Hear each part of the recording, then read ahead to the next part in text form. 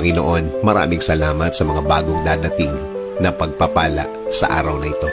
Mga pagkakataon na nawala sa akin dati. Alam kong ibibigay mo na naman sa akin ang mga nawalang chances na dapat kinuha ko at dapat kinamit ko.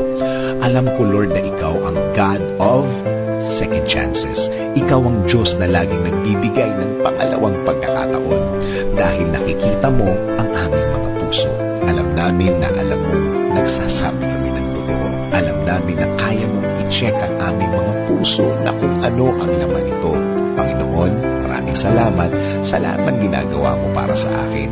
Maraming salamat sa lahat ng biyaya na bigay mo sa akin. Maraming salamat dahil alam kong tutulungan mo na naman ako.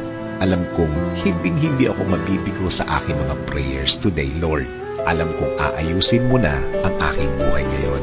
Alam kong darating na ang mga solusyon sa aking mga problema ngayon. At alam kong kapag sa'yo nanggaling ang solusyon, hindi na ito manganganak pa o madaragdagan pa ng mga problema ulit. In Jesus' name I pray. Amen.